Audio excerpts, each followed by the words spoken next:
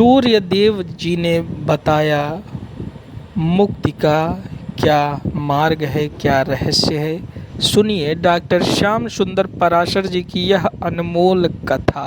आज की इस कथा में भक्तों आप लोगों को प्रभु सूर्य देव जी के द्वारा मुक्ति का जो मार्ग बताया गया, उस मार्ग के बारे में हम लोग इस कथा में आज सुनेंगे, जिससे हम लोग भी मुक्ति प्राप्त कर सकें, क्योंकि मानव जीवन का सबसे परम लक्ष्य है मोक्ष प्राप्त करना।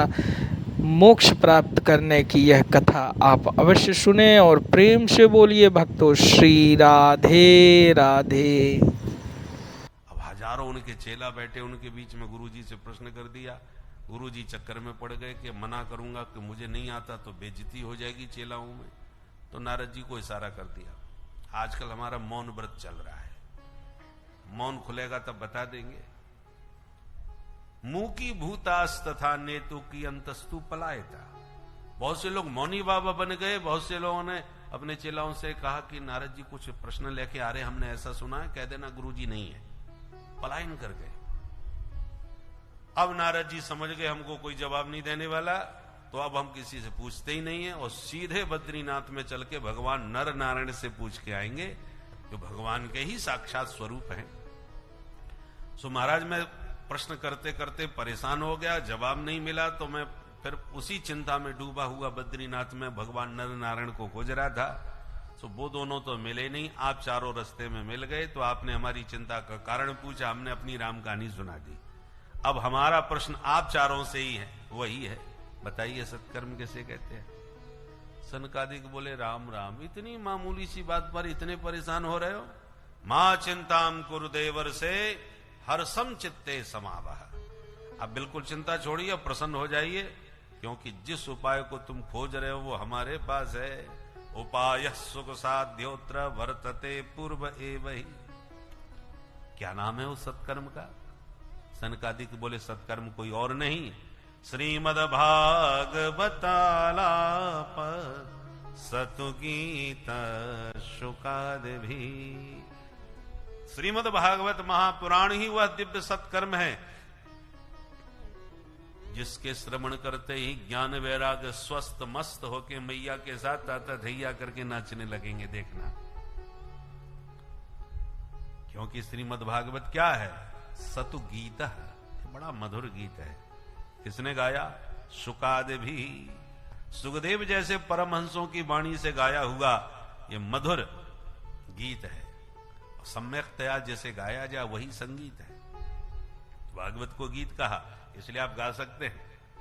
भागवत के श्लोक संगीतमय भागवत होती है, तो भागवत के श्लोकों को संगीतमय गाओ।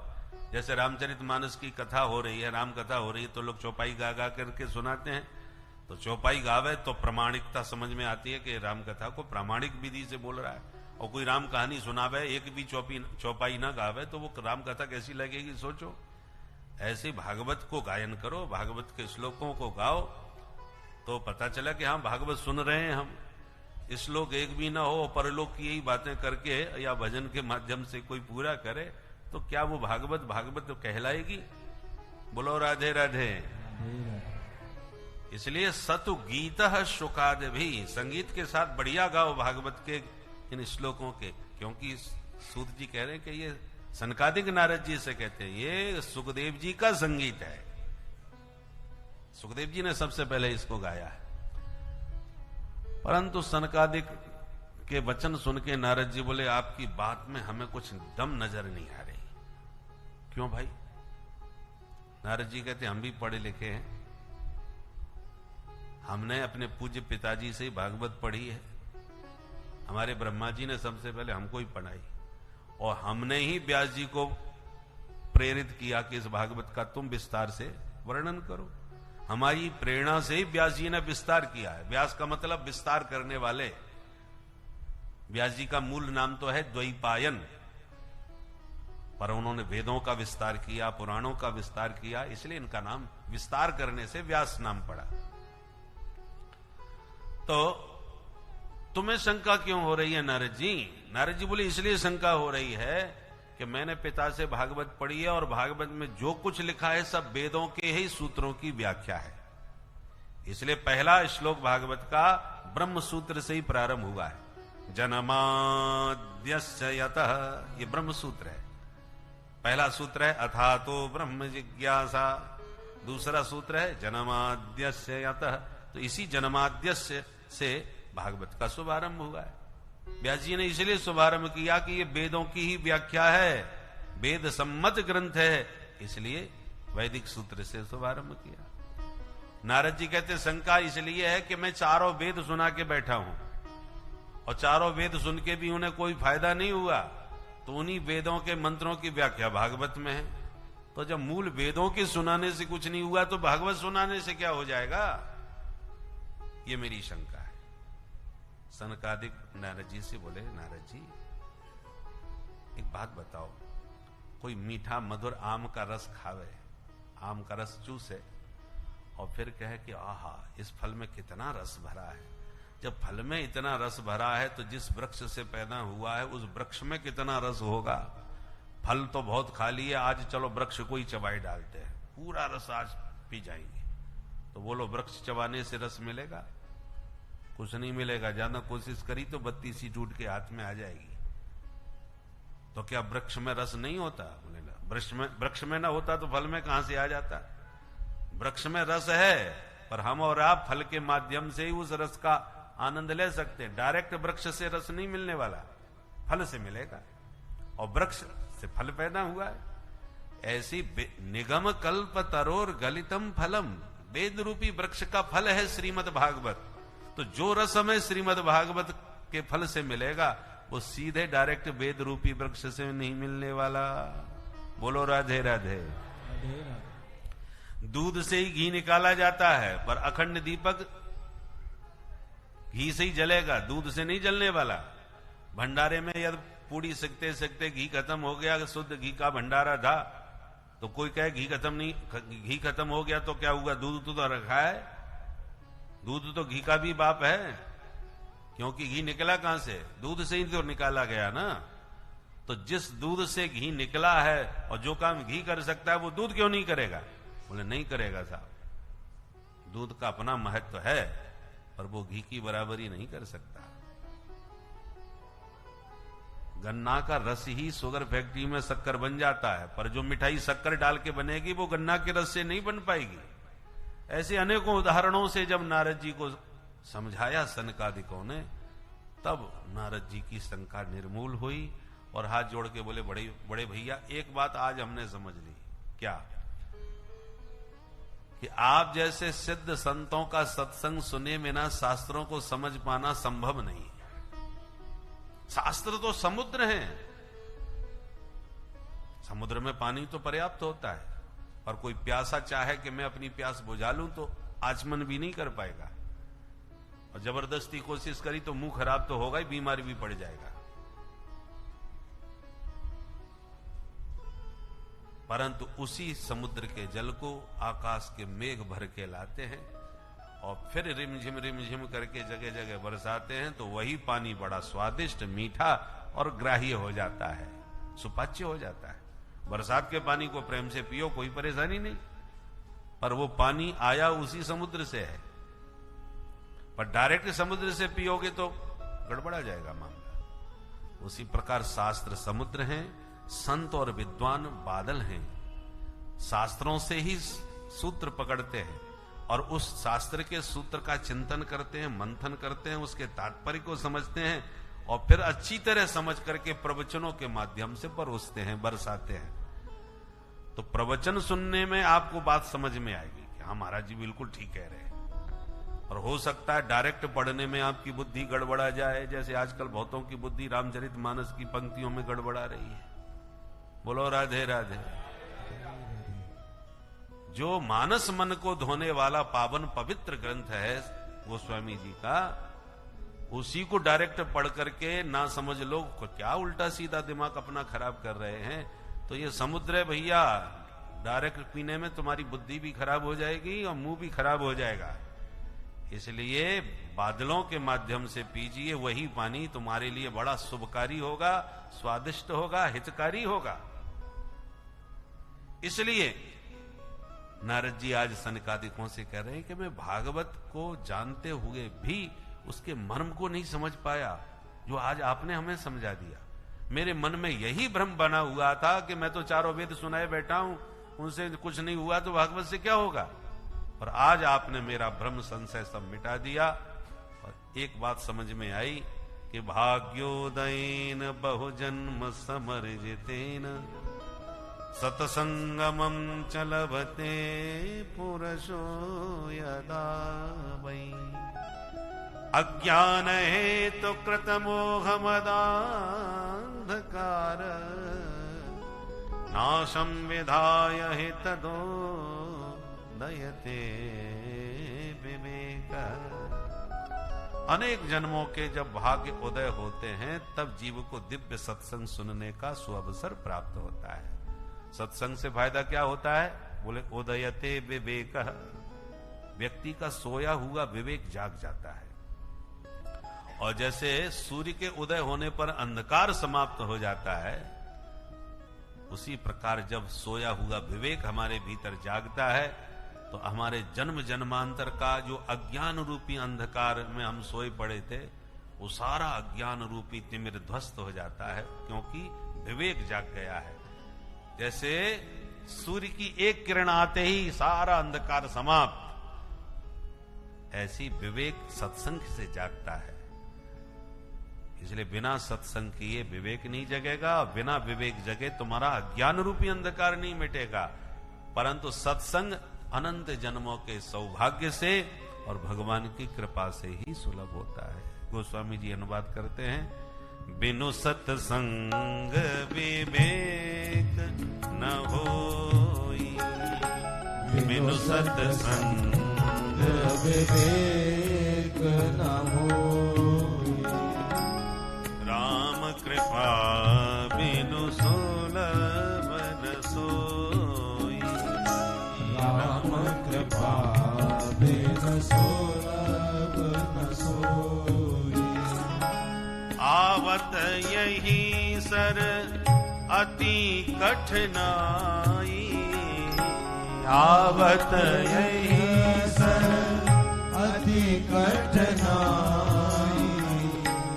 राम कृपा बिनु आप न जाई, राम कृपा बिनु आप, कृपा बिनु आप, कृपा बिनु आप न जाई।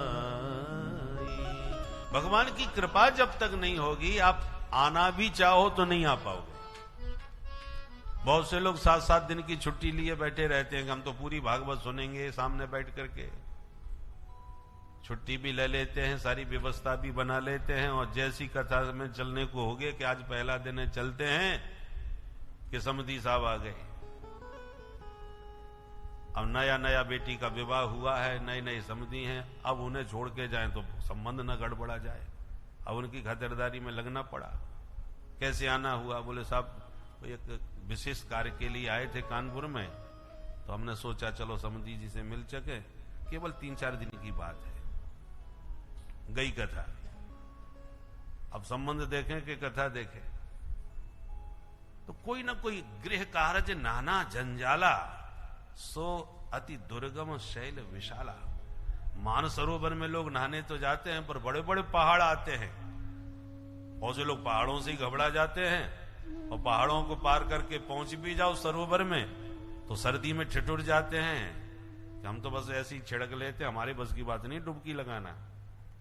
बहुत कोई बिरला ही होता है कि छाती कर्री करके जबरदस्ती डुबकी मार ले कि कुछ भी हो जाए, मर जाएंगे, पर बिना डुबकी लगाए नहीं जाएंगे। बहुत समस्याएं आती हैं। ऐसे ये भी सत्संग का सरोवर है, यहां तक पहुंचना ही बड़ा कठिन है, और पहुंच भी जाओगे तो डुबकी लगाना बड़ा मुश्किल होता है। आप आ गए, शांति से बैठ के कथा सुनेंगे, कितने में एक आया और दम से तुम्हारी घुटने पे ही घुटना धर के बैठ गया, और नेक आपने कहा थोड़ा उधर से रख जाओ, अरे हम बैठे तो हैं, झगड़ा चालू हो गया, वो हो गई कथा। मूड ही खराब कर दिया पूरा, मन ही नहीं लग रहा कथा में। तो एक समस्या नहीं है, बहुत समस्याएं आती हैं। आनंद पूर्वक कथा सुन सको, ये बड़े सौभाग्य की बात और भगवान की कृपा के बिना संभव नहीं। नारद जी बोले भैया अब तो मुझे आपसे कथा सुननी है। सनकादिक बोले बिल्कुल सुना देंगे। तो कब सुनाओगे, कहां सुनाओगे? बोले चलो गंगा के किनारे हरिद्वार में। गंगा द्वार समीपे तू तटमानंद नाम कम।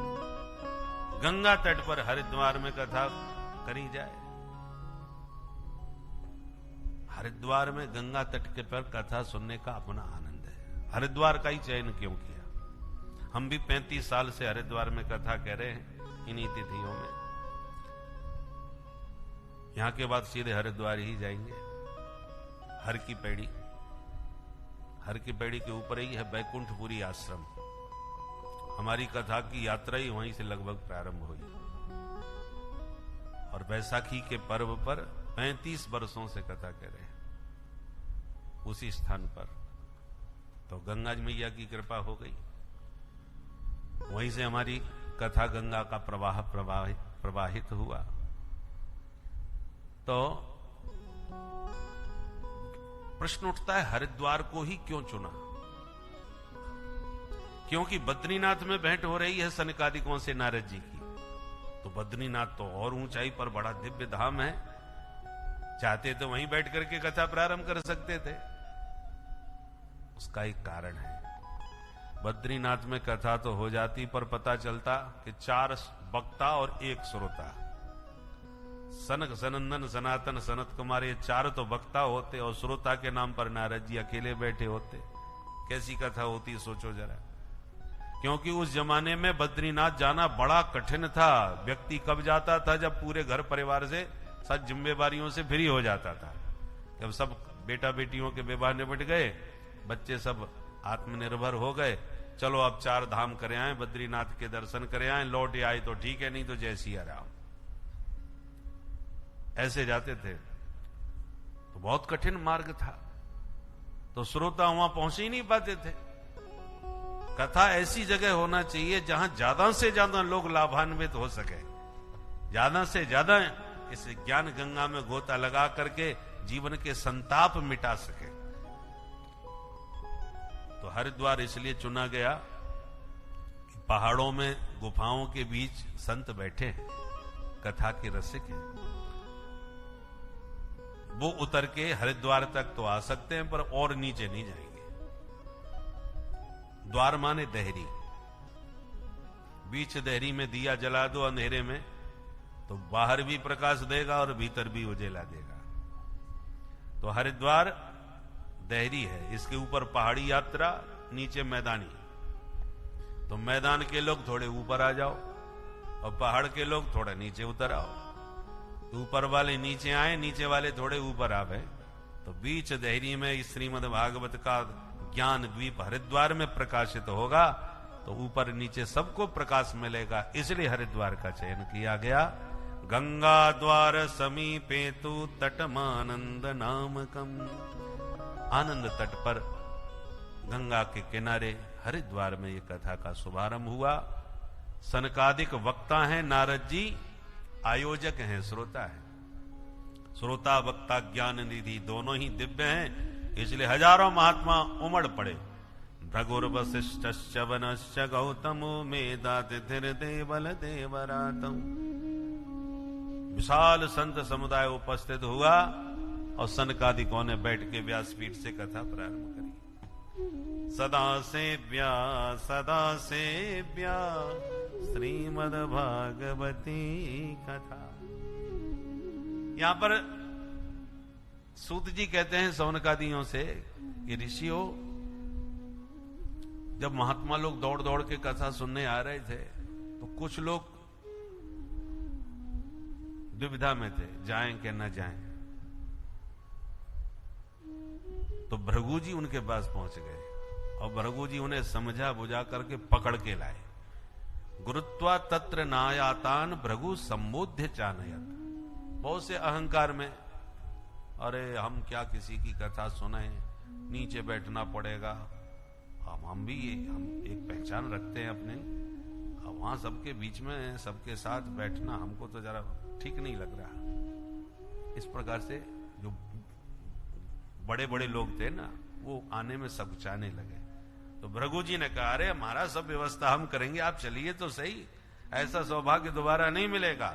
नारद जैसे महान संत आयोजक हैं और सनकादिक जैसे विद्वान कथा वक्ता है, दोनों को घड़ी देखने की जरूरत ही नहीं है, दोनों के पास न कुटिया है न आश्रम है, दोनों ही रमते राम हैं, इसलिए जोरदार कथा होगी। तो वे जो दुविधा में थे वो भृगु जी के समझाने पर तैयार होकर चल दिए। प्रश्न उठता है, भृगु जी को क्या गरज पड़ी सबको पकड़ के लाने की? आओ मत आओ, भृगु जी को क्या फायदा हुआ? अरे भाई, इसमें बड़ा फायदा होता है, क्योंकि जो प्रेरित करके लाता है ना श्रोता को, श्रोता ताश खेल रहे मस्ती में, और आपने जाके प्रेरित करी, भाई ताश तो आप हमेशा ही खेलते रहते हैं, खेलते रहना, परंतु इतनी जोरदार कथा दोबारा आपको मिलेगी नहीं। एक बार मेरे कहने से चलो, आपसे प्रेरित होकर के उनका मन बन गया, चलो चलो देखते हैं, इनकी भी मान लेते हैं, और वो आकर के सुन के उन्हें आनंद आया और वो आने लगे। तो आपकी प्रेरणा ने उनको कथा सुनवाया है, तो उनको जितना पुण्य मिलेगा उसका 10% आपका भी पक्का है। बोलो राधे राधे। इसलिए जो महात्मा लोग हैं ना, ये बीमा कंपनी के एजेंटों की तरह होते हैं, खूब जाकर के प्रेरणा करते, अरे भगवान का भजन करो, भजन करो। अरे हमारा भजन मन है, करेंगे नहीं करेंगे, तुम पीछे क्यों पड़े हो? वो इसलिए पड़े हैं पीछे कि यदि उन्होंने तिलक लगा दिया, कंठी पहना करके आपको मोहर लगा दी, वैष्णव बना दिया और भगवान के भजन में लगा दिया, तो ठाकुर जी के एक कंपनी से इनका 10% पक्का है। इसलिए तो महात्मा बीमा कंपनी वाले हमेशा तुम्हारा फायदा करना। अरे ऐसी गजब की पॉलिसी आई है साहब, आप तो बस ये बीमा करा लो, फिर योगक्षेमम वहाम्यहम्, फिर सारी जिम्मेवारी हमारी है, तुम तो निश्चिंत होकर के बैठो, कोई चिंता करने की जरूरत नहीं। अब उनसे पूछा जाए तुम हमारे पीछे क्यों पड़े हो, तो अपना फायदा नहीं बताएगा, वो तो ये कहेगा बोलो कब आ जाऊंगे, अभी नहीं, अच्छा तो ऑफिस में आ जाता हूं, रात को बुलाओगे 12 बजे भी आ जाएगा। तो जो इतना दुराग्रह करके आपका बीमा कराना चाहता है, क्यों? क्योंकि उसका भी कमीशन है। उसी प्रकार से महात्मा लोग भी पीछे पड़ के आपको वैष्णव बना करके, आपको राम मंत्र दे करके आपसे राम नाम का जाप करवा रहे हैं, तो इसमें कोई संदेह नहीं, कल्याण तो तुम्हारा होगा ही होगा, पर उस कल्याण के भागीदार वो संत भी होते हैं। इसलिए भृगु जी ने दौड़ दौड़ के सबको पकड़ के लाया। और जैसे हमारे आचार्य जी अभी उद्बोधन में कह रहे थे ना, कि दोनों हाथ खाली नहीं होने चाहिए, तुम भी एक एक पकड़ के लाओ। इसलिए हम कह रहे हैं कि आप भी पकड़ के लाओगे तो आपका कमीशन पक्का है। बोलो राधे राधे।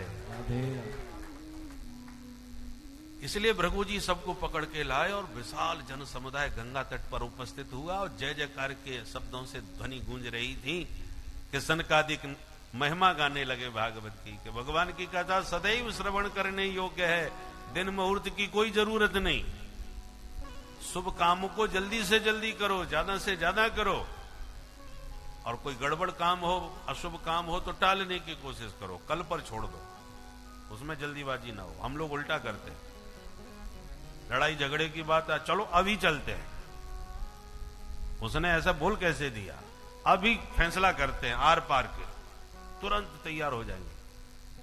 और कोई शुभ कर्म की बात करो, अरे इस समय थोड़ा मौसम ठीक नहीं है, कोई कहा इस समय मुहूर्त ठीक नहीं है, अब इस समय थोड़ा ये काम पड़ा है, तब से फ्री हो जाएंगे तब करेंगे, और फ्री जिंदगी में कभी हो ही नहीं पाते। तो शुभ कर्म को टालते जाते हैं और गड़बड़ काम हो गए तो तुरंत तैयार रहते हैं। इसलिए सदा से प्या श्रीमद् भागवती कथा। सनकादि कहते हैं भगवान की कथा सदैव जब चाहो तब सुनो। इससे फायदा क्या होगा?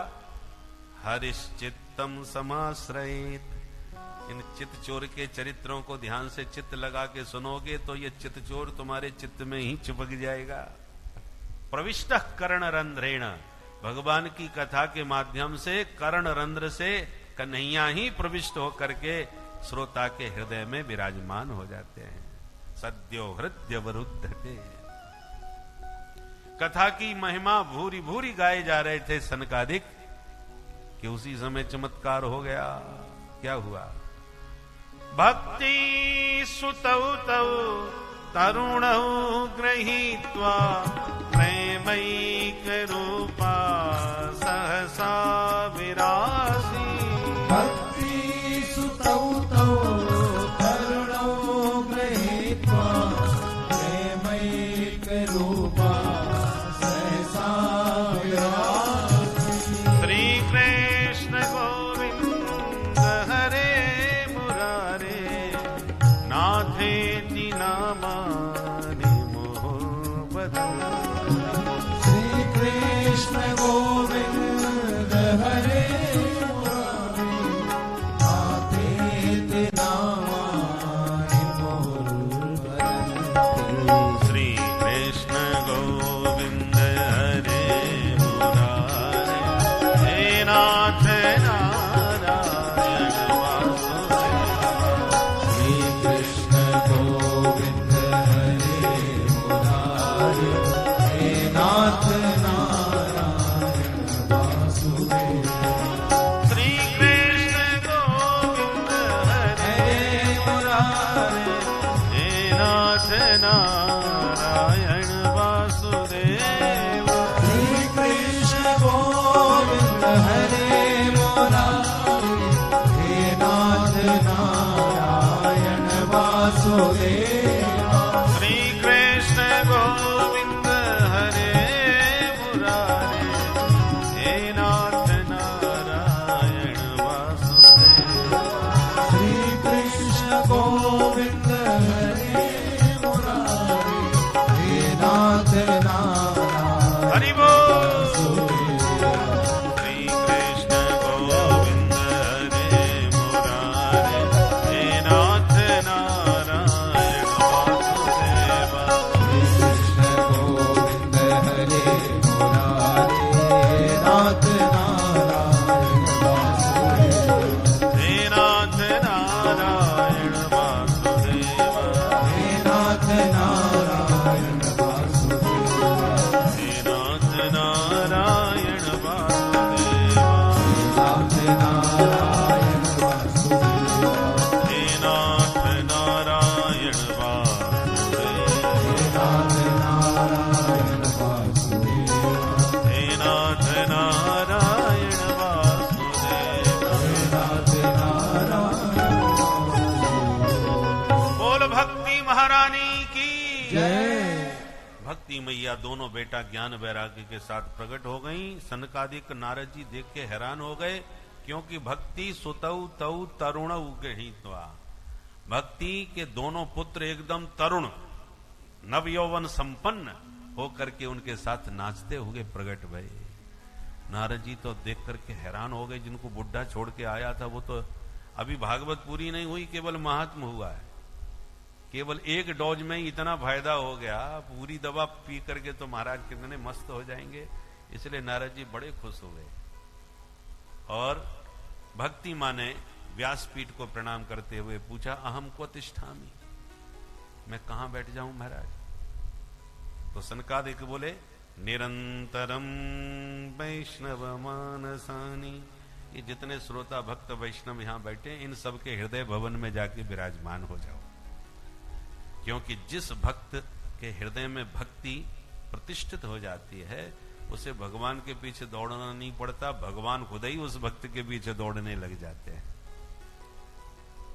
सकल भुवन मध्य निर्धनास्ते धन्य निवसति हृदय साम श्री हरेर भक्ति रेका हरिरपि निज लोकम सर्वथा तो विहाय प्रविशति हृदय तेषां भक्ति सूत्रोपनद्ध।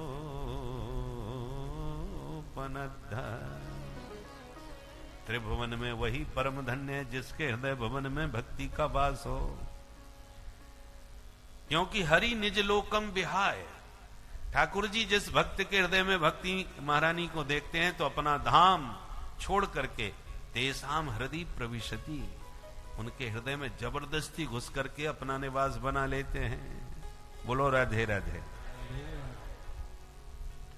भवन भव्य हो, दिव्य हो, सब प्रकार की सुख सुविधाओं से सुसंपन्न हो, तो उस भवन में एक बार कोई किराए से भी रहने आ जाए तो जल्दी मकान खाली नहीं करता,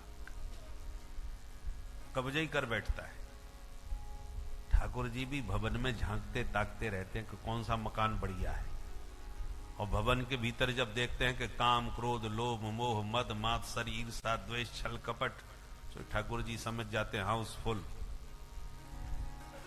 इस भवन में तो भीतर घुसने की जगह ही नहीं है, इतनी भीड़ भरी पड़ी है, तो बाहर से ही ताक करके निकल जाते हैं। पर सुखदेव जी जैसे परमहंसों का हृदय भवन बिल्कुल खाली, जहां कोई विकार नहीं, कोई आतताई नहीं, और भवन भी खाली है।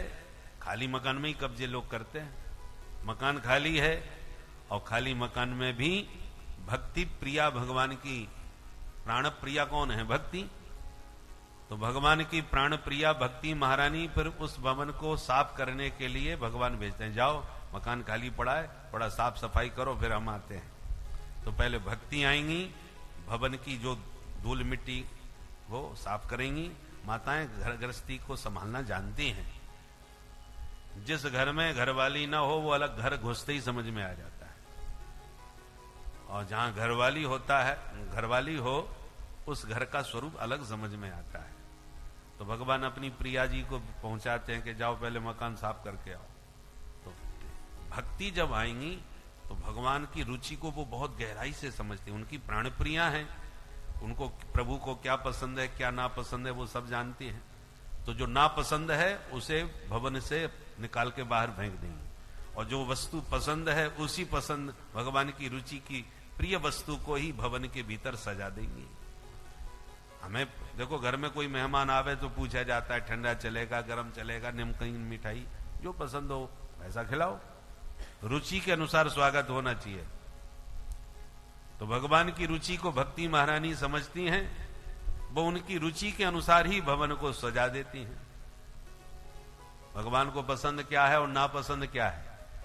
निर्मल मन जन सो मोहि पावा, ये पसंद है, और मोह कपट छल छिद्र न भावा, ये नापसंद है। तो जो छल कपट भगवान को पसंद नहीं है वो बाहर फेंको, और जो निर्मल मन भगवान को पसंद है, आप भी अपने मन को निर्मल बना लो। तो ठाकुर जी का जब निर्मल मन आपके भवन के भीतर देखेंगे और भक्ति महारानी भी आपके भवन में पाएंगे, तो फिर भगवान को बुलाने की जरूरत नहीं, वे खुद ही खिंचे चले आएंगे। तेसाम हृदय प्रविशति, अपने आप आ जाते हैं। और दूसरा कारण एक और भी है, भगवान के आने की आहट मात्र से ही ये दुष्ट जितने भी बैठे हैं भीतर काम क्रोधादि वो भाग जाते हैं।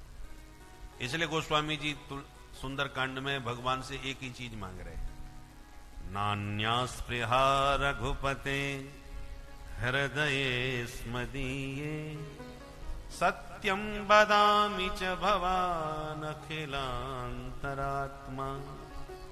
भक्तिं प्रयक्ष रघुपुंगव निर्भरां मे कामादि दोष रहितं कुरु मानसं च।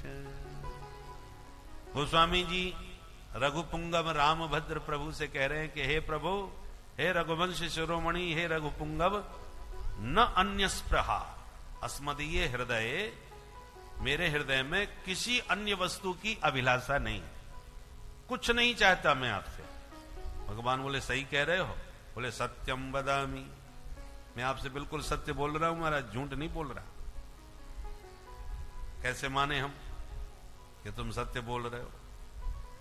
गोस्वामी जी कहते विश्वास नहीं हो रहा यदि मेरे वचन पर, तो भगवान अखिलांतरात्मा, आप स्वयं देहधारियों के अंतर्यामी हो, सबके घट घट वासी हो, सबके भीतर घुसे आप बैठे हो। तो जब सबके भीतर हो तो हमारे भीतर भी होगे। आप ही मेरे भीतर घुस के देख लो, मैं भीतर से बोल रहा हूं कि केवल वाणी से।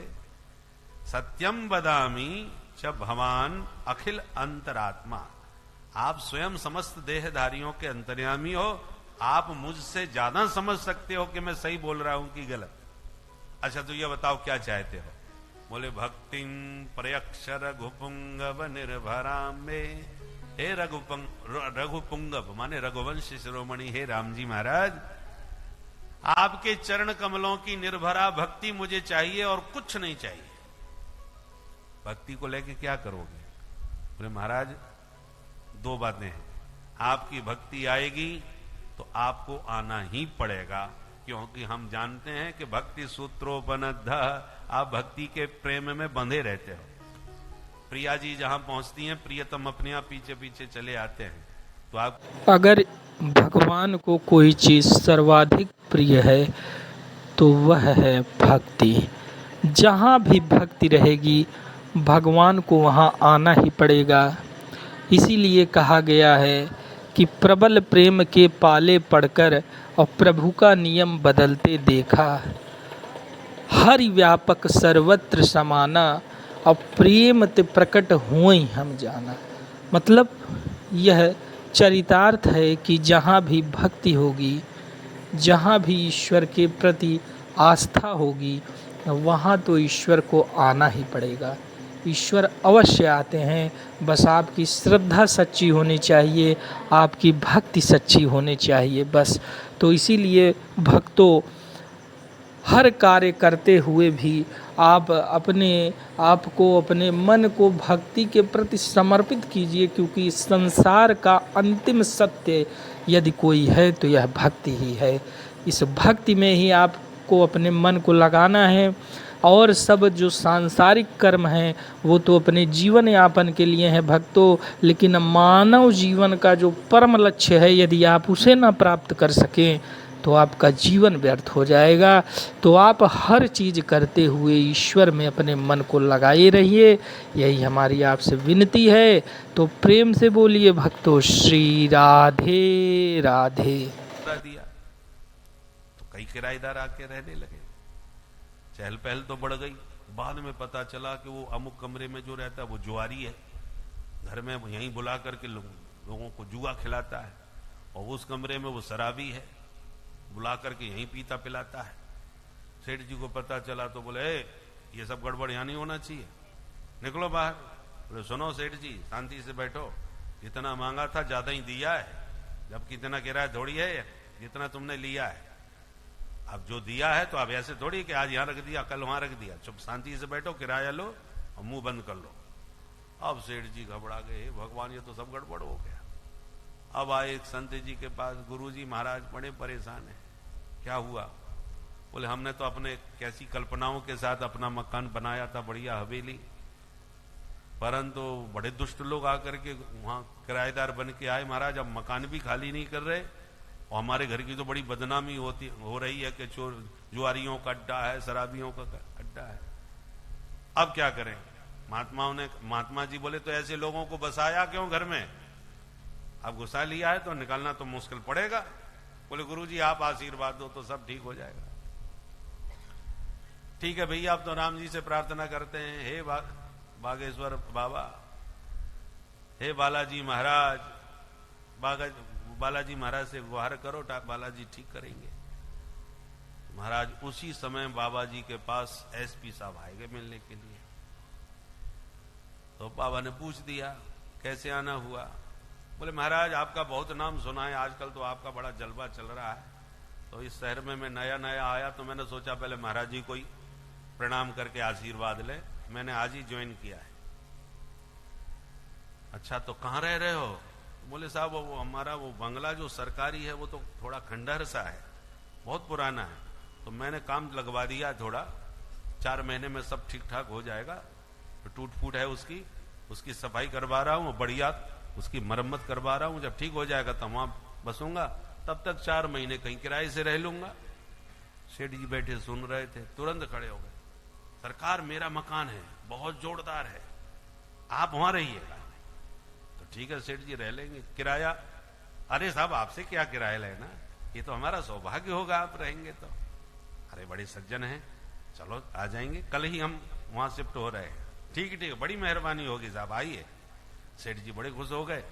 और अब दूसरे दिन सवेरा होते ही पुलिस वाले आने लगे, एसपी साहब का सामान लेकर के, बक्सा संदूक लेकर के। तो जो जुआरी शराबी घुसे बैठे थे मकान में, उन्होंने कहा ये पुलिस वाले क्यों आ रहे हैं भाई? तो सेठ जी मुस्कुराते हैं, मूंछों पर ताव मार के बोले, तो पता नहीं आज से एसपी साहब यहीं रहने वाले हैं, उन्हीं का सामान ला रहे हैं।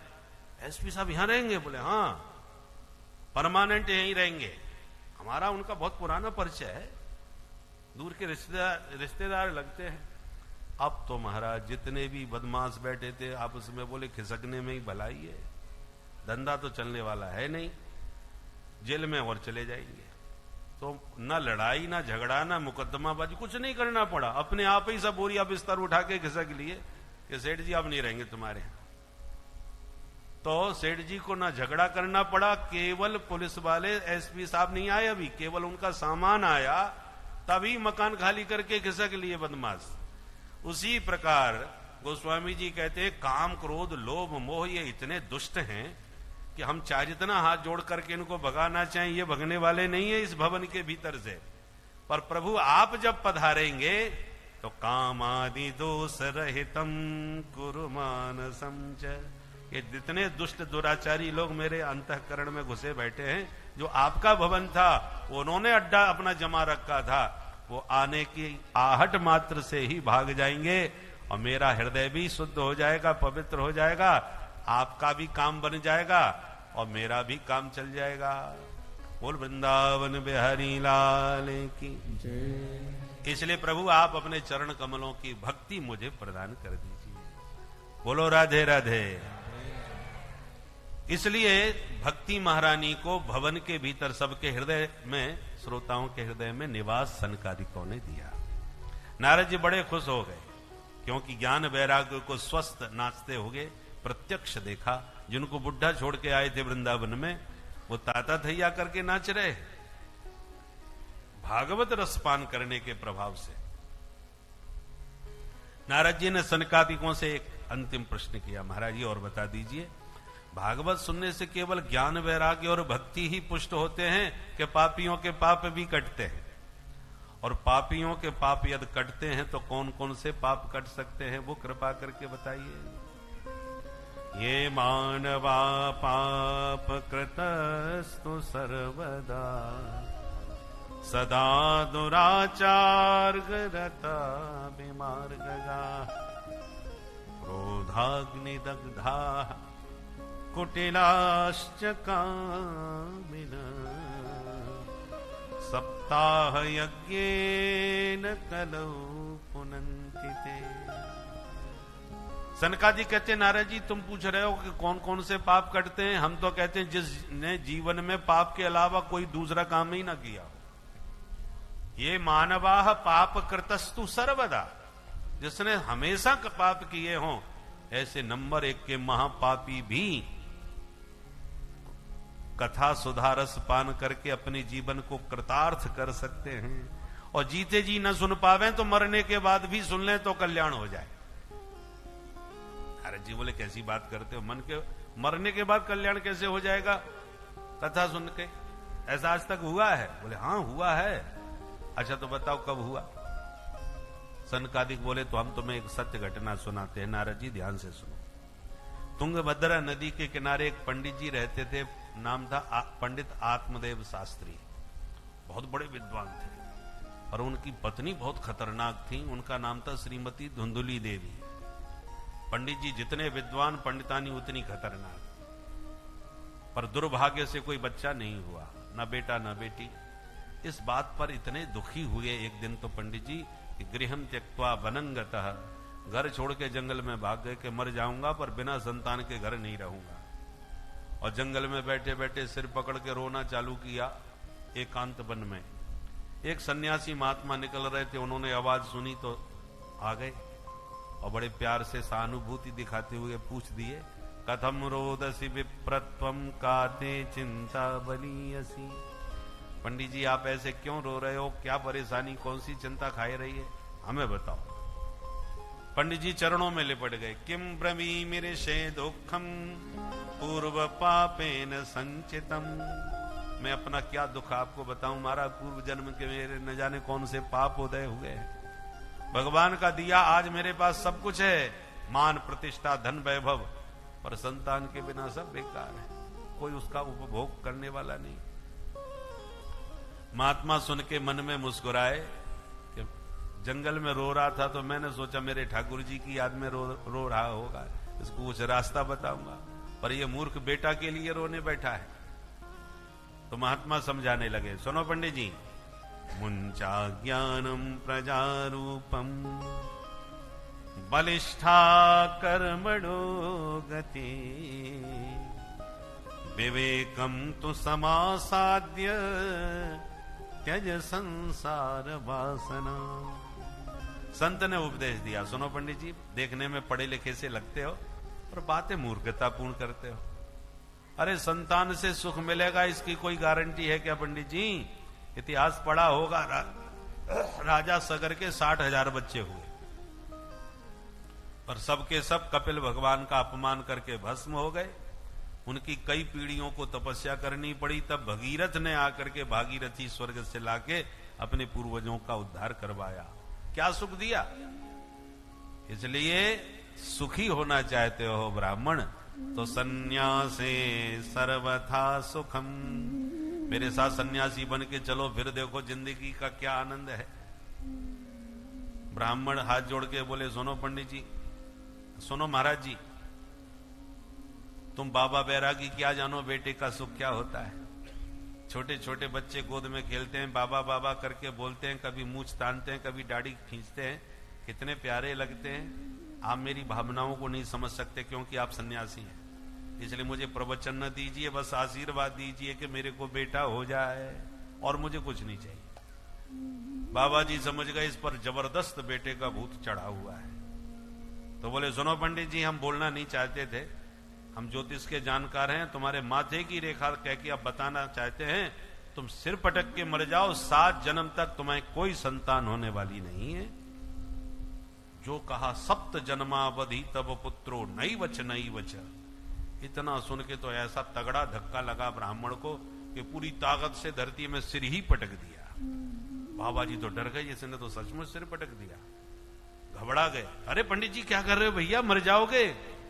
पंडित जी बोले, महाराज जी मैं तो मरने के लिए ही बैठा था, आपने दर्शन दिया तो मुझे लगा आप मेरा कष्ट दूर कर दोगे, पर आपने तो 7 गुना और बढ़ा दिया। मैं तो इसी जन्म के लिए रो रहा था, आपने 7 जन्म की सुना दिया। अब मेरे भाग्य में क्या लिखा है मुझे कुछ नहीं मालूम, और इतना बता देता हूं महाराज जी, यदि बेटा आपने नहीं दिया तो ठीक नहीं होगा। बाबा जी घबरा गए, ठीक नहीं होगा का क्या मतलब? नहीं दिया तो क्या करोगे? बोले, नोचेत त्यजाम्य हम प्राणाः त्वदग्रे शोकम मूर्छिता। आपने मुझे आशीर्वाद नहीं दिया तो दोबारा सिर पटकूंगा और सौगंध खाता हूं आपके चरणों में ही आत्महत्या करके मर जाऊंगा। महाराज जी मैं तो मर जाऊंगा, पर आपको भी पक्की ब्रह्म हत्या लगेगी, याद रखना। अब बाबा जी की धड़कन तेज भाई, हे भगवान कछु लेना न देना, मगन रहे मस्ती में जंगल में घूम रहे थे, आनंद ले रहे थे, बिना मतलब की ब्रह्म हत्या मेरे को लगाने लगा। सुनो पंडित जी, हमको जाने दो, फिर तुम्हें जो मर्जी आवे सो करते रहना। बोले नहीं, तो दग्रे जो होगा तुम्हारे सामने होगा, आपके चरणों में ही मरूंगा। बाबा जी समझ गए ब्राह्मण खतरनाक है भाई, अब कैसे पिंड छोड़ाऊं? तो बगल में से एक फल निकाल करके पंडित जी को सौंप दिया। इदम भक्ष्य पत्न्या त्वं ततः पुत्रो भविष्यति। जाओ हमारा आशीर्वाद है, ये फल अपनी पत्नी को खिला देना, गारंटी से बेटा होगा। इतना सुन के तो पंडित जी प्रसन्नता में नाचने लगे। मुझे भरोसा था महाराज जी कृपा करेंगे, संत बड़े दयालु होते हैं। और बड़े गदगद होकर के आशीर्वाद का फल लिए और पंडित जी भागे भागे घर आए। अरे सुनती हो, देखो क्या लाया हूं। पंडितानी तुरंत भीतर से भागती भई आई, आज सवेरे के गए, लगता है तगड़ा माल लेके कहीं से आए हैं दूर से। सो दौड़ी दौड़ी आई, क्या लाए हो जी? पंडित जी ने फल दिखाया, देख कितना सुंदर फल है, अब तू फटाफट खा ले। पंडितानी ने माथा ठोका, हे भगवान, गला फाड़ के ऐसे बुला रहे थे जैसे 9 लखा हार लेके आए हो मेरे लिए। मैंने क्या फल नहीं खाए आज तक? पंडित जी ने समझाया, बाबरी ऐसा वैसा फल नहीं है, बहुत सिद्ध बाबा ने दिया है, खाने से बेटा हो जाएगा। वो ऐसा फल है ये? बोले हाँ, चमत्कारी महात्मा ने दिया है, अब तू जल्दी खा। पंडितानी ने, वो तो धुंधली ठहरी, उसने सोचा मेरे ऊपर किसी बाबा जी से जादू टोना करवा रहे हैं, निश्चित रूप से तंत्र मंत्र पढ़ा करके मुझे बस में कराने का कोई षड्यंत्र रचा रहे हैं। मैं तो इनकी बातों में ऐसे नहीं आने वाली, और मना करूंगी तो ये जबरदस्ती खिला देंगे। तो तुरंत बात बना के बोली, सुनो जी, इतना आशीर्वाद का संत का फल है तो मैं पहले नहाऊंगी, पूजा करूंगी, फिर भोग लगाऊंगी, तब पाऊंगी, ताकि हमारा बच्चा बहुत संस्कारवान, सुंदर और अच्छा निकले। पंडित जी ने कहा बात तो ठीक कह रही है, पर ध्यान से खा लेना, भूल मत जाना। अरे महाराज कैसी बात कर रहे हो। पंडित जी को समझ में बात आ गई, फल दे के चले गए। देवियों को समझाना बहुत बढ़िया आता है, किसको कैसे समझाया जाए। इस ढंग से समझाया कि पंडित जी को समझ में आया और फल दे के चले भी गए इधर उधर। पंडितानी अब पंडित जी के जाने के बाद फल लेके बैठ गई और सोच में पड़ गई, हे भगवान अब मैं खाऊं कि नहीं खाऊं, क्या करूं। इतने में पड़ोसन आ गई, धुंधली ये तू क्या कर रही है बैठी बैठी, किस सोच में पड़ी है। तो पूरी कहानी उसको सुना दी। बहन तू बड़े मौके पर आई, बड़ी दुविधा में पड़ी हूं मैं, अब तू बता ये बाबा जी का दिया फल मेरे स्वामी जी लाए हैं, मुझे खाना चाहिए कि नहीं। पड़ोसी ने बोली, तू बाबरी भई है, इसमें इतना सोचने वाली बात क्या है।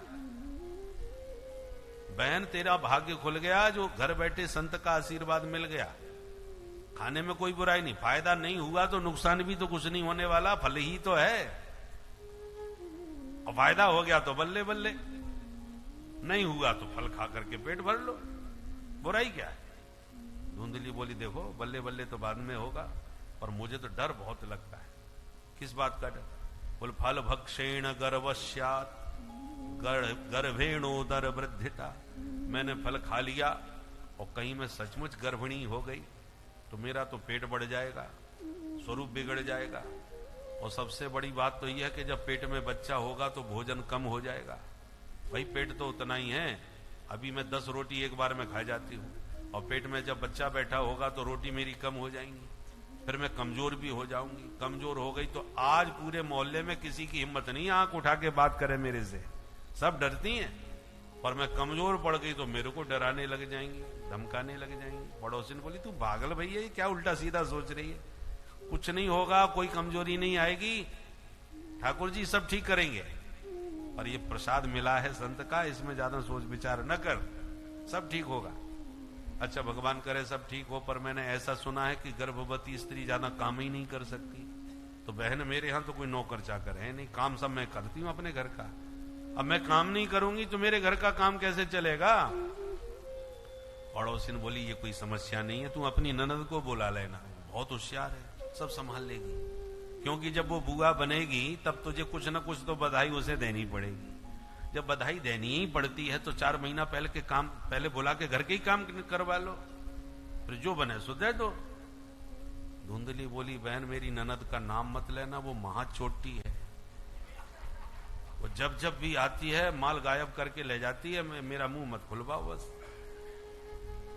हमें अपने घर की क्या किस किस को सुनाऊं, उससे तो अच्छा है मैं नौकर रख लूंगी, उससे काम करवा लूंगी। पड़ोसन बोली, ठीक है तू नौकर रख लेना, पर घर के काम तो होते रहेंगे, फल तो खा ले। धुंधली बोली, तू कहती है तो चल खा ही लेती हूं, पर एक बात मैंने और सुनी है। क्या। बोले, सुखदेव जी महाराज मैया के पेट में 12 साल तक रहे थे, सही बात है।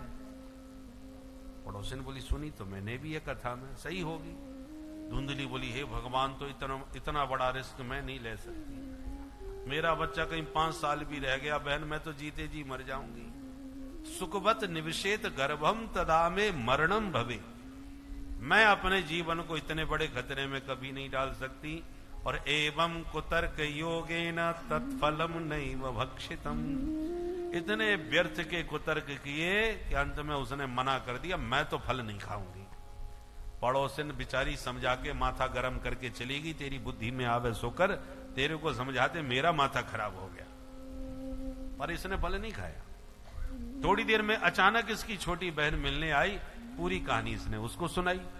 छोटी बहन यही चाहती थी इसके कोई बच्चा ना हो, तो ये मेरा बेटा गोद ले ले तो इसकी सारी संपत्ति फिर मेरी हो जाएगी। वो अपनी जुगाड़ में थी, इसलिए उसने माथा और खराब कर दिया धुंधली का। बहन तू पागल भई है, फल खाने से कहीं बेटा बेटी होते हैं, ये सब बकवास है। आजकल लोग न जाने क्यों बाबाओं के पीछे पड़े हुए। तुम्हारे पतिदेव भी बाबले हो गए, बेटा के लिए इतने पागल हो गए कि चाहे जिस बाबा के पीछे पड़ जाते हैं। फल खाने से कोई बेटा बेटी नहीं होते। धुंधली बोली, बहन मैं भी यही बात कह रही थी, पर मेरी माने कौन। तू बिल्कुल ठीक कह रही है। अब मैं मना करती तो जबरदस्ती खिलाते, अब मुझे तो इस फल से बहुत डर लग रहा है। बहन तू बता मैं क्या करूं। छोटी बहन बोली, एक काम कर, मेरे पहले ही बहुत से बच्चे हुए हैं, मेरा बच्चा तेरा बच्चा क्या अंतर है। एक बच्चा मेरा अभी होने वाला है, मैं गर्भवती हूं और तुझे वचन देती हूं, अब की बार जो मेरा बच्चा होगा उस पर तेरा ही एकमात्र अधिकार होगा। अभी से मैंने तुझे दिया। और रही बात फल की, तो देखें बाबा जी के फल में क्या चमत्कार है। तू अपनी गैया को खिला, कितने साल से बंधी है, एक भी बच्चा नहीं हुआ। तो बाबा के फल की परीक्षा भी हो जाएगी और मेरा बच्चा तुझे मिल जाएगा, तो तुझे बेटा भी प्राप्त हो जाएगा। धुंधली बोली, वाह बहन, बहन हो तो तेरी जैसी। 1 मिनट में सारी समस्या ही तूने तो मेरी खत्म कर दी। छोटी बहन की बातों में आकर के गाय को फल खिला दिया और पंडित जी को विश्वास दिला दिया, मैंने फल खा लिया है महाराज, और जब से खाया है खूब फायदा हो रहा है। पंडित जी तो बड़े खुश हो गए, एक एक दिन गिनना चालू कर दिए।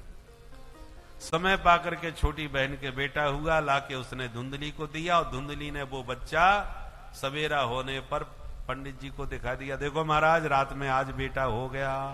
और पंडित जी तो सुनते ही नाचने लग गए, पूरे गांव में मिठाइयां बंटवाने लगे। महाराज बढ़िया कानपुर की तिवारी जी की मिठाई पूरे गांव में लुटाई, सबको खिलाई और आनंद हो गया पूरे नगर में। उसके ठीक 3 महीने के बाद साधेनु सुसवेर भका, जिस गाय को फल खिलाया था उसको भी बेटा हो गया। सर्वांग सुंदरम दिव्यम निर्मलम कनक प्रभम, गाय का बेटा सर्वांग सुंदर। पूरा गांव उमड़ पड़ा, भैया भगवान देते हैं तो छप्पड़ फाड़ के देते हैं, कहां पंडित जी के एक बच्चा नहीं, अब देखो गाय ने भी बेटा दे दिया। भाग्योदयो धुना जाता आत्मदेवस्य पश्यत, धैन्वा बाल प्रसूतस्तु दैव रूपी ते कौतुकम। विधाता का चमत्कार है भाई। पंडित जी का आनंद दुगना। बच्चों के नाम रखे, गाय के बच्चे के कान थोड़े गैया जैसे लंबे लंबे हैं, इसलिए नाम रखता हूं गौकर्ण। और अपने बेटे का नाम रखूंगा, सो देवी जी खड़ी होगी, सुनो जी सबके नाम तुम ही रखोगे, बच्चा मेरा है, पेट में मैंने धरा है, नाम भी मैं धरूंगी। अच्छा बोल क्या नाम रखेगी। बोले मेरा नाम धुंधली, मेरे बच्चे का नाम धुंधकारी होना चाहिए। जैसी मर्जी तुम्हारी, नाम हो गया धुंधकारी। दोनों बच्चे बड़े होकर के खूब नाम कमाए, किंतु एक हुआ विख्यात और दूसरा हुआ कुख्यात। कियत कालेन तौ जातौ तरुणौ तनया बुभौ, गौकर्णः पंडितो ज्ञानी धुंधुकारी महाखलः। बड़े होकर के बड़े भारी विद्वान गौकर्ण जी बने, पूरे क्षेत्र में उनके योग्यता का डंका बजने लगा। और धुंधकारी उतना ही नंबर 1 का खल। खल का मतलब खल 2 ही अक्षर है, जो केवल खावे और लड़े। खल का मतलब खाना और लड़ना, इसलिए ऐसे खलों को लोग पालते भी है। पर तुम तो खाओ और पड़े रहो, मौका मिले जहां भेज दें वहां चले जाओ। तो ऐसा ही खल धुंधकारी था। बचपन से पहले चोरी करा, फिर डकैती किया, फिर अपहरण किया, लूटपाट सरेआम करने लगा। पंडित जी के पास इतने लोगों के चक्कर लगने लगे, शिकायतों के, इतने प्रपंच उनके सामने आने लगे तो पंडित जी तो सिर पकड़ के रोने लगे। क्व तिष्ठामि क्व गच्छामि को मे दुखम व्यपोहयेत्, प्राणास्त्यजामि दुखेन हा कष्टम मम संस्थितम। हे विधाता मैं कहां जाऊं, किसके पास बैठूं, किसको सुनाऊं। ऐसी जिंदगी से तो अच्छा है कहीं जाके मर ही जाऊं। पहले मरने निकले थे, बेटा नहीं है, अब मरने जा रहे हैं, बेटा क्यों है? इस नालायक ने मेरी सारी मान प्रतिष्ठा धन संपत्ति मिट्टी में मिला दी। जब रोते हुए निकले घर से तो गोकर्ण जी ने देख लिए, हाथ पकड़ के बैठा लिए और बड़े प्यार से पिता को समझाए, पिताजी ये देखो दुनिया में सुखी है कौन? नानक दुखिया सब संसार, संसार में सब दुखी है। कोई तन दुखी, कोई मन दुखी, कोई धन बिन रहत उदास। तो बेटा सुखी कौन है? थोड़े थोड़े सब दुखी, सुखी राम के दास। राम के दास कभी ना होवे उदास, बाकी सब हताश। अरे बेटा गोकर्ण, यही बात एक महात्मा ने भी मेरे को कुछ साल पहले समझाई थी, तेरी मेरी मति में बात नहीं आई, और अब मैं समझ गया, तू बिल्कुल ठीक कह रहा है, पर भजन में मेरा मन तो लगता ही नहीं है बेटा, मैं क्या करूं? तब गोकर्ण जी ने 2 श्लोकों में दिव्य ज्ञान अपने पिता को दिया। इसी को गोकर्ण गीता कहते हैं। बहुत ध्यान से सुनिए। देहिस्थिमां सरुधरे भीमतिं त्यजत्वं, जाया सुतादिषु सदा ममतां विमुञ्च। पश्यानि जगदिदं क्षणभङ्गनिष्ठम्, वैराग्य राग रसिको भवभक्तिनिष्ठः। धर्मं भजस्व सततं त्यज लोकधर्मान्, सेवस्व साधु पुरुषान् जहि काम तृष्णान्। अन्यस्य दोष गुण चिंतन मासु भुक्त्वा, सेवा कथा रसमहो नितरां पिबत्वम्। ये 2 श्लोक हम सबके लिए बहुत सुंदर मार्गदर्शन के रूप में गोकर्ण जी ने आत्मदेव के माध्यम से दिए। गोकर्ण जी कहते हैं, पिताजी हम समस्त जीव जगत में 2 ही रस्सियों से बंधे हैं, उनके नाम है अहमता और ममता। जिस शरीर में हम जन्म लेते हैं उसी शरीर में हम बंध जाते हैं और उसी को आत्मा मान बैठते हैं। मूर्खो देहाद्यहम बुद्धि, देह को जो आत्मा मान ले, भागवत के 11 स्कंद में भगवान ने कहा वही व्यक्ति महामूर्ख है। मैं मोटा हो गया, मैं पतला हो गया, मैं छोटा हो गया, मैं काला हो गया, मैं गोरा हो गया, ये व्यवहार किससे है? मैं का व्यवहार किसके साथ है? शरीर के साथ ही तो है। जबकि आत्मा जो वास्तव में मैं का स्वरूप है, मैं कौन? आत्मा। और ये शरीर क्या है? वो आत्मा का निवास स्थान है। जैसे हम मकान में रह रहे हैं तो मकान मेरा है, मैं मकान थोड़ी हूं। हम गाड़ी में घूम रहे हैं तो गाड़ी मेरी है, मैं गाड़ी थोड़ी हूं। कभी भी गाड़ी छोड़ सकता हूं, कभी भी मकान त्याग सकता हूं। ऐसे ही मैं शरीर नहीं हूं, शरीर मेरा है। इस शरीर को तो हम कभी भी त्याग सकते हैं, छोड़ सकते हैं, परंतु शरीर में इतनी आसक्ति होती है कि इसी को हम आत्मा मानने लगते हैं। मैं मोटा हो गया तो मैं मोटा हो गया तो कौन हो गया? शरीर हो गया। इसलिए पिताजी शरीर को आत्मा मान लेना और फिर शरीर के संबंधियों में ममता जोड़ लेना कि ये मेरे हैं। ये 2 ही रस्सियों में हम सब बंधे हैं। हमारे लाखों जन्म हो चुके हैं, पिछले जन्म का भी मां बाप पत्नी पुत्र को याद नहीं है। तो जैसे पिछले जन्मों के इतने मां बाप हर जन्म में मिले, हर जन्म में बच्चे हुए, न बच्चों का पता न मां बाप का पता, सबको भूल गए। ऐसी आज जिनमें आप आसक्त हुए बैठे हो, बंधे हुए बैठे हो, जिस दिन ये चोला छूटेगा, दूसरा शरीर मिलेगा तो दूसरे मैया बाप मिल जाएंगे और इन सबको भूल जाएंगे। ये सच्चाई है जीवन की। इसलिए व्यवहार कर्तव्य का सबके साथ करो, पर आसक्ति किसी में मत रखो, क्योंकि एक ना एक दिन छोड़ना पड़ता है। ट्रेन में हम जाकर के बैठ जाते हैं, पड़ोसी से राम राम हो जाती है, गपशप होने लगती है, घनिष्ठता हो जाती है। अब चाहे जितनी घनिष्ठता हो जाए, चाहे जितनी मित्रता हो जाए, जहां स्टेशन आया आपने बोरिया बिस्तर उठाया, राम राम करके उतर गए। उसका दूसरा स्टेशन, आपका दूसरा, हो सकता है एक ही स्टेशन भी हो, परंतु जब स्टेशन आवे तो बोरिया बिस्तर लेकर उतर जावे। पता चला कि अब गाड़ी खड़ी है, रुक गई, फिर भी मिले जा रहे, भैया आपके साथ बहुत अच्छा सफर बीता, बहुत आनंद आया, और कभी आइए हमारे यहां लीजिए, हमारा एड्रेस कार्ड लीजिए। और अब गाड़ी रुकी पड़ी है और तुम गप्पे लगाए जा रहे हो, अभी तक मिल नहीं पाए। पता चला काला कोट वाला टीटी आएगा, धक्का मार के सामान फेंक के उतार के भगाएगा, गाड़ी चलने वाली अभी तक उतरे ही नहीं। उसी प्रकार जीवन के संसार के सफर में ये संसार सरकता जा रहा है, आप और हम सफर करते जा रहे हैं। पत्नी, पुत्र, परिवार, परिजन, ये सब हमारे सहयात्री हैं जिनके साथ घुल मिल के हम सफर कर रहे हैं। जिसका स्टेशन जिस दिन आ जाएगा उसी दिन उसे राम राम करके जाना पड़ेगा, हम लोग विदा कर देंगे।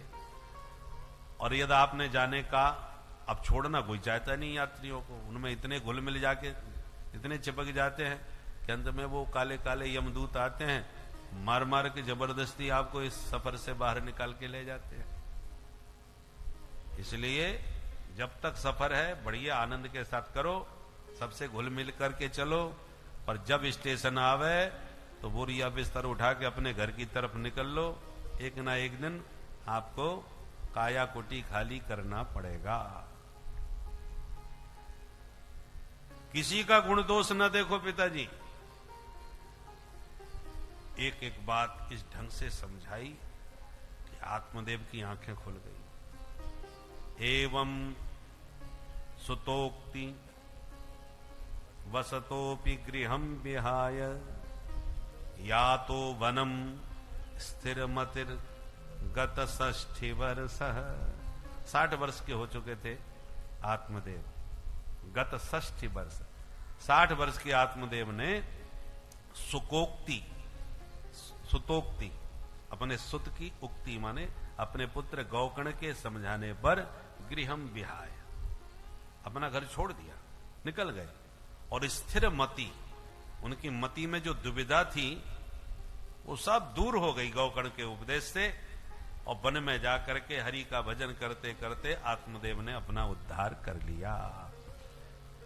पिताजी के जाने के बाद धुंधकारी ने माताजी को पकड़ा, धुंधली को, माताजी पवित्रम तिष्ठति ब्रूही।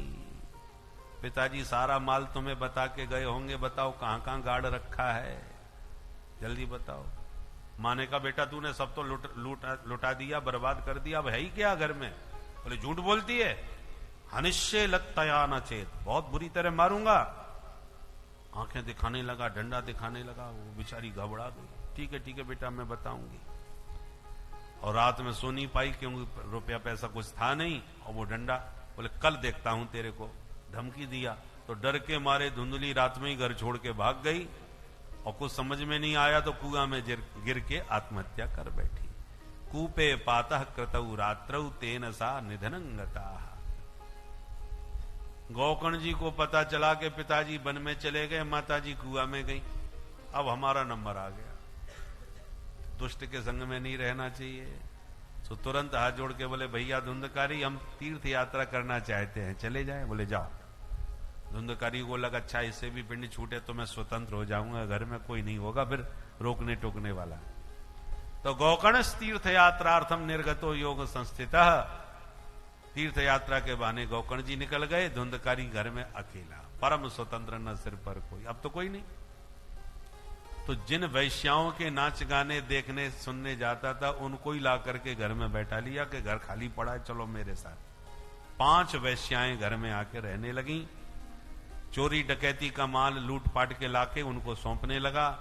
एक दिन 5 ने मीटिंग करी, बहन इसने बहुत माल कमाया है और सब अपने पास है, जिस दिन इसको राजा ने पकड़ लिया, इस समय खतरनाक सरकार है, सारा उगलवा लेगी और सारा माल पूछेगी किधर किधर कहां कहां चोरी करी बताओ, तो ये सब अपना ही नाम लेगा कि इनके पास है सारा माल। तो बहन ये तो मरेगा सो मरेगा, हम भी बच नहीं पाएंगी, माल भी जाएगा और चक्की पीसनी पड़ेगी जेल में, तो क्या करें? बोले एक ही उपाय है कि ये राजा की पकड़ में आवे, उससे पहले अपने ही निपटा दो, इसको तो मरना ही मरना है। कब तक बचेगा ये? चाहे जहां जाए, राजा के हाथ बड़े लंबे होते हैं, बच नहीं पाएगा, इसलिए अपने ही निपटा दो आज। तो पिला करके सुला दिया, और जैसे ही खर्राटे बजे तो रात में इसको पलंग से बांध दिया, और जैसे ही गला दबा के मारने की कोशिश करी तो ये चिल्लाने लग गया। पड़ोसी ना जग जाएं इस भय से एक दौड़ के गई और चूल्हे के आग के अंगारे भर के सारे इसके मुंह में ठूंस दिए। तप्तांगार समूहाश्च तन्मुखे विचिक्षुपुः अग्नि ज्वालाति दुखेन व्याकुलो निधनंगता। बुरे काम का बुरा नतीजा ना मालूम तो कर देखो, और जिसने जिसने किया है यारो जाकर उसका घर देखो। धुंधकारी के जितने बुरे कर्म थे उसके लिए ही उसे इतनी असहनीय वेदना के साथ मृत्यु प्राप्त हुई। इतनी असहनीय मृत्यु पाकर यह इस बात का संकेत है कि भक्तों जो भी बुरा करेगा उसके साथ निश्चित रूप से बुरा होगा ही, क्योंकि यह संसार कर्म प्रधान है। कर्म ही इस संसार का सबसे प्रमुख मार्ग है। इस संसार में आप जैसा कर्म करेंगे वैसा फल पाएंगे। बस एक सुप्रीम पावर जो है वो भक्ति है।